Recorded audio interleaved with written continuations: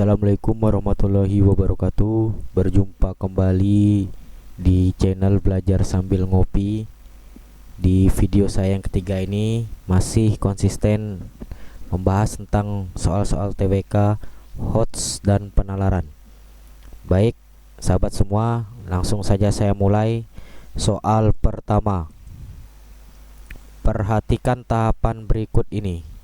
1. Sumpah Pemuda. 2. Kebangkitan Nasional. 3. Proklamasi Kemerdekaan. 4. Perasaan senasib sepenanggungan. Tahap-tahap pembinaan Persatuan Bangsa Indonesia yang benar ditunjukkan oleh urutan angka A. 1, 2, 3, 4, B. 2, 3, 4, 1, C. 3, 2, 1, 4, dan D. 4, 2, 1, 3, E. 3, 1, 2, 4. Baik, pilihan jawaban dari nomor 1 adalah pilihan D, 4, 2, 1, 3. Baik, langsung ke pembahasan dari soal yang pertama. Jadi tahapan-tahapan tadi pembinaan untuk persatuan, yaitu yang pertama perasaan senasib dan sepenanggungan. Penjabarannya, selama ratusan tahun bangsa Indonesia terbelenggu oleh jeratan penjajahan bangsa-bangsa asing. Maka rasa saling mempunyai terhadap tanah air dan seluruh komponennya juga semakin dirasakan oleh tiap-tiap warga negara Indonesia. Yang kedua, kebangkitan nasional. Kebangkitan nasional diawali dengan lahirnya organisasi pemuda yang bernama Budi Utomo pada tanggal 28 Mei 1908. Yang ketiga, Sumpah Pemuda, yaitu tepatnya pada tanggal 28 Oktober 1928, para pemuda merumuskan suatu sumpah yang menjadi pernyataan legitimasi atas persatuan dan kesatuan bangsa Indonesia. Dan yang terakhir adalah Proklamasi Kemerdekaan. Proklamasi Kemerdekaan Indonesia merupakan puncak semangat persatuan kesatuan yang digalang oleh seluruh rakyat Indonesia.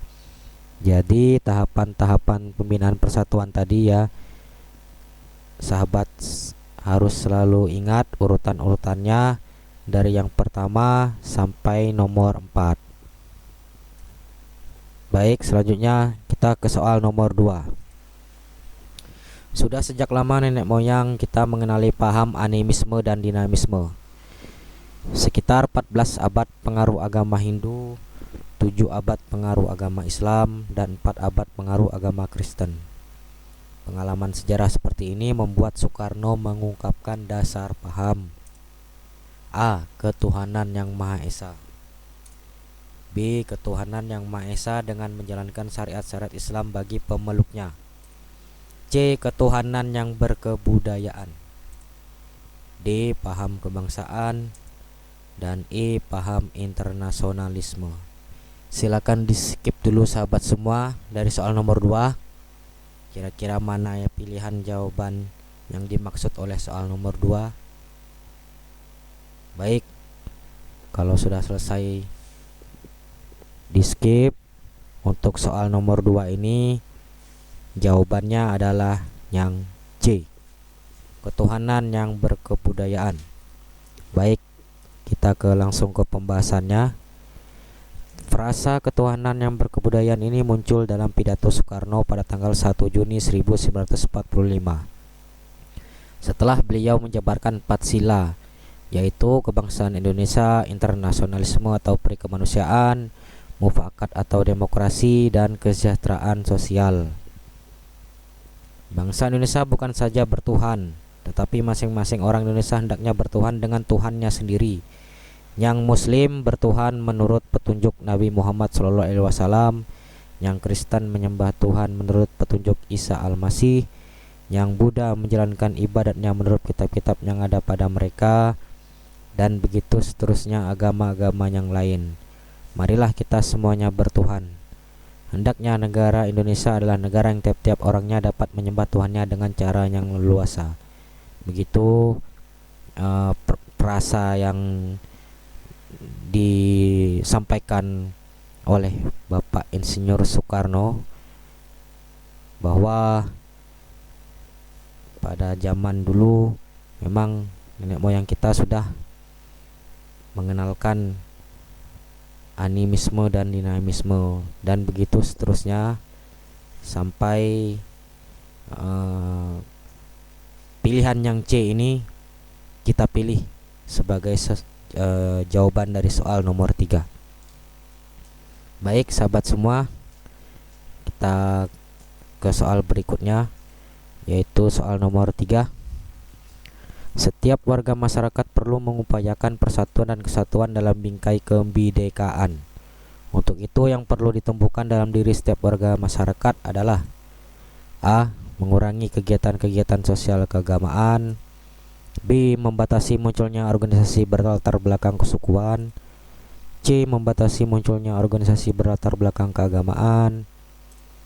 D. Menghindari pertemuan-pertemuan lintas suku atau agama. Dan E. Menumbuhkan sikap inklusif dalam kehidupan masyarakat. Silakan di skip dulu sahabat semua dari pilihan A sampai E. Baik, kalau sudah selesai, jawaban dari soal nomor 3 ini adalah yang E. Menumbuhkan sikap inklusif dalam kehidupan masyarakat. Pengertian dari sikap inklusif tersebut yaitu kesediaan menerima dan mengakui kehadiran individu lain yang memiliki latar belakang sosial yang berbeda. Itulah pengertian dari sikap inklusif, sahabat semua. Lanjut, kita ke soal nomor 4. Indonesia adalah negara integralistik. Bentuk negara tersebut diusulkan oleh Supomo pada masa perjuangan kemerdekaan. Hari ini negara Indonesia masih tetap menggunakan bentuk negara kesatuan yang artinya merekatkan setiap daerah menjadi satu pemerintahan pusat. Oleh karenanya masyarakat dan rakyat ikut untuk menjaga agar tidak terjadi disintegrasi bangsa Indonesia. Upaya yang perlu kita lakukan adalah A. Mendorong pemerintah untuk membuat kebijakan atau program pemerataan. B. Ikut bersama pemerintah merawat dan menjaga NKRI. C. Mewaspadai oknum atau organisasi yang berniat merusak integrasi bangsa.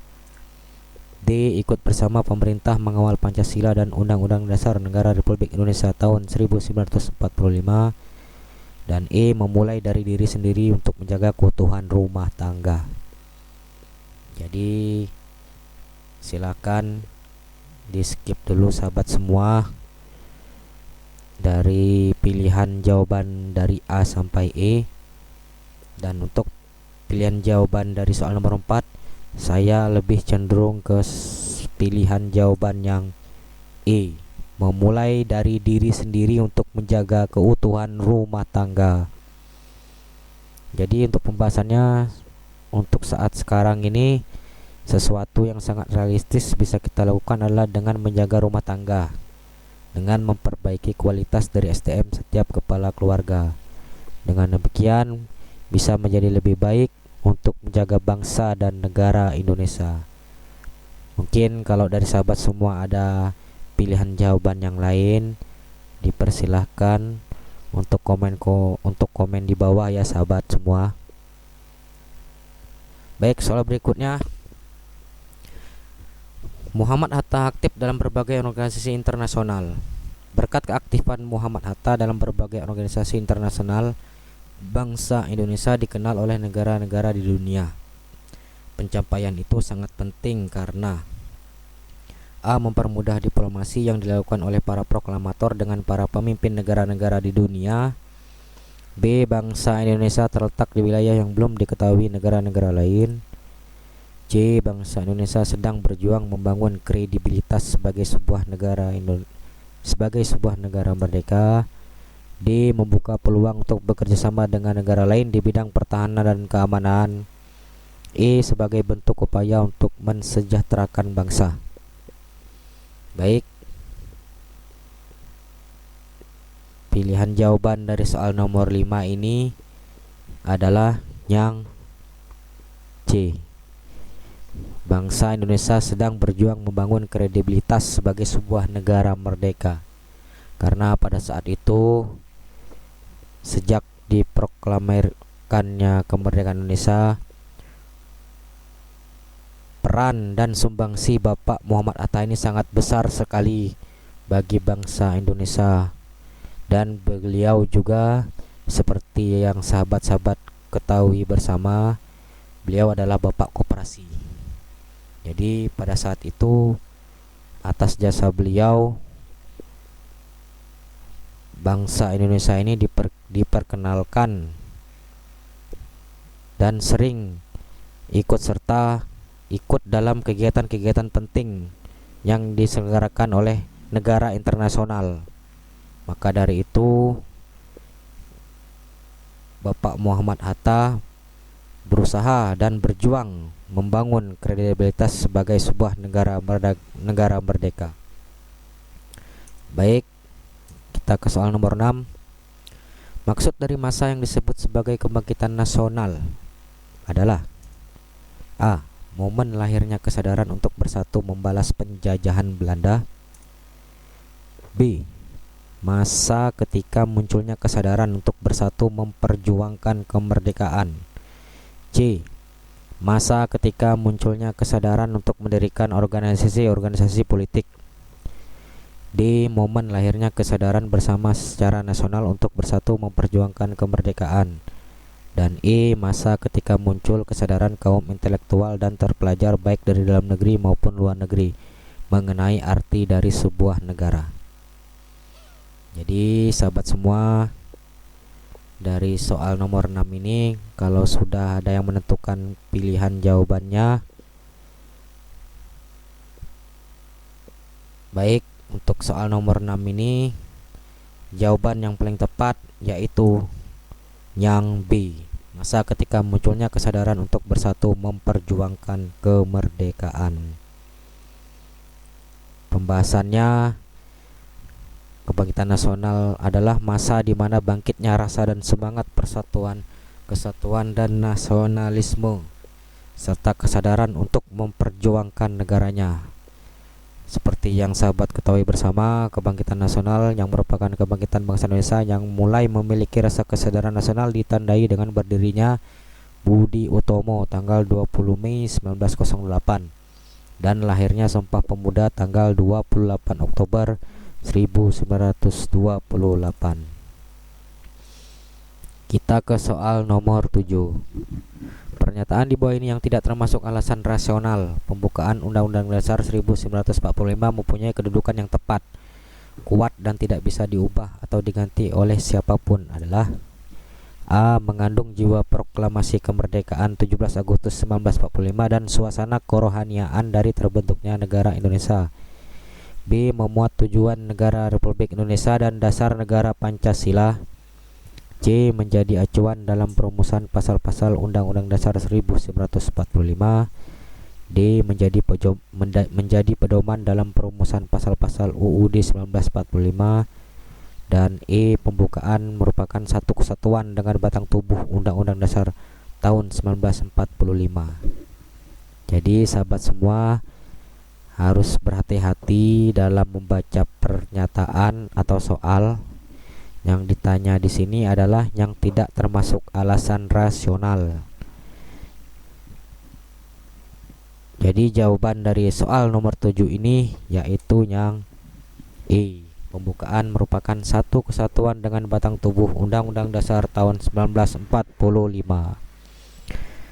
Baik, di sini ada 5 kedudukan pembukaan Undang-Undang Dasar 1945, yaitu 1. Pembukaan memuat dasar-dasar fundamental negara, yaitu memuat pembentukan negara, bentuk negara, tujuan negara, kekuasaan negara, dan dasar filsafat negara. Memuat sifat-sifat fundamental dan asasi yang berkedudukan tetap dan tidak dapat dirubah. Yang ketiga, pembukaan UUD 1945 merupakan suatu tertib hukum tertinggi dan pada hakikatnya kedudukannya lebih tinggi dari batang tubuh Undang-Undang Dasar 1945. Yang keempat, pokok-pokok pikiran pembukaan UUD 1945 harus dijabarkan dalam pasal-pasal UUD 1945. Dan yang kelima, pembukaan Undang-Undang Dasar 1945 merupakan dasar, rangka, dan suasana bagi negara dan tertib hukum Indonesia. Seperti inilah pembahasan dari soal tadi, yaitu inilah 5 kedudukan pembukaan Undang-Undang Dasar 1945. Baik sahabat semua, tetap semangat. Yang belum mengikuti tes SKD CPNS 2021, agar teman-teman tetap selalu fokus dan berlatih terus, supaya dalam tes nanti sahabat semua mendapatkan kelancaran dan hasil yang sesuai sahabat semua harapkan. Amin, amin ya robbal alamin. Baik, kita ke soal nomor 8. Kontribusi tiap-tiap daerah dalam mewujudkan persatuan dan kesatuan bangsa tercermin dalam: A. Upaya daerah untuk memerdekakan wilayah masing-masing. B. Pernyataan sultan dan raja di daerah untuk bergabung menjadi bagian NKRI. C. Upaya masyarakat untuk melawan penjajah secara mandiri. D. Tindakan masyarakat di daerah dalam melawan penjajah. Dan E. Upaya pengorbanan daerah untuk menyumbangkan harta benda demi negara. Baik, silakan di skip dulu sahabat semua untuk soal nomor 8 ini. Baik, kalau sudah selesai, jadi jawaban dari soal nomor 8 ini yaitu yang B, pernyataan sultan dan raja di daerah untuk bergabung menjadi bagian NKRI. Seperti itu sahabat semua, tetap semangat. Nomor 9, peringatan 1 abad kebangkitan nasional Indonesia merupakan upaya mengingat dan mendorong Indonesia untuk maju. Tujuan peringatan tersebut adalah: A. Menjadikan Indonesia mampu mengolah kekayaan alam dengan teknologi maju. B. Menjadikan Indonesia mampu sejajar dengan bangsa lain. C. Melawan ketidakadilan dunia. D. Menjadikan Indonesia sebagai negara yang kompetitif. Dan E. Menjadikan Indonesia sebagai negara toleransi. Baik, dari soal nomor 9 ini, kira-kira sahabat untuk jawabannya silakan. Kalau sudah menentukan pilihan jawaban, baik dari opsi A sampai opsi E, yang paling tepat adalah B. Menjadikan Indonesia mampu sejajar dengan bangsa lain. Baik sahabat semua, kita ke soal terakhir, yaitu soal nomor 10. Setiap daerah di Indonesia memiliki bahasa daerah berbeda-beda. Perbedaan ini dapat menyebabkan komunikasi masyarakat antar daerah menjadi terganggu. Melalui bahasa Indonesia, seluruh rakyat Indonesia dapat berkomunikasi dan saling mengerti. Berdasarkan uraian tersebut, bahasa Indonesia dapat menciptakan: A. Kerukunan dan ketertiban. B. Persatuan dalam keberagaman. C. Kemudahan dan kebahagiaan hidup. D. Kebahagiaan hidup dalam keberagaman. Dan E. Kemudahan dalam berinteraksi. Baik, ini soal nomor 10 ini adalah berkaitan dengan bahasa Indonesia.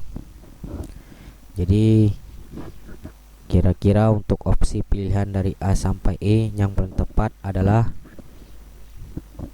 yang B, persatuan dalam keberagaman. Pembahasannya, Indonesia merupakan negara majemuk. Artinya di Indonesia terdapat keberagaman baik suku, ras maupun agama. Keberagaman suku bangsa terkadang menjadi hambatan bangsa Indonesia dalam berkomunikasi. Hal ini karena setiap suku bangsa memiliki bahasa daerah yang berbeda. Meskipun demikian, hal tersebut dapat diatasi dengan menggunakan bahasa Indonesia. Dengan menggunakan bahasa Indonesia dalam pergaulan antar daerah dapat menciptakan persatuan dalam keberagaman. Baik, sahabat semua, demikian 10 soal dari channel Belajar Sambil Ngopi. Apabila di setiap soal dan pembahasan ada penjelasan dari saya yang kurang, ataupun mungkin teman-teman mungkin sahabat ada yang berpendapat lain, silahkan komen di bawah. Terima kasih kepada sahabat semua. Semoga yang akan melaksanakan tes SKD nanti mudah-mudahan diberi kelancaran dan meraih skor seperti yang sahabat-sahabat inginkan. Amin amin ya robbal alamin. Mungkin itu saja dari saya. Semoga soal-soal latihan ini dapat mengasah kemampuan teman-teman dalam menjawab soal-soal tes TWK nanti. Terima kasih. Wabillahi taufiq wal hidayah. Wassalamualaikum warahmatullahi wabarakatuh.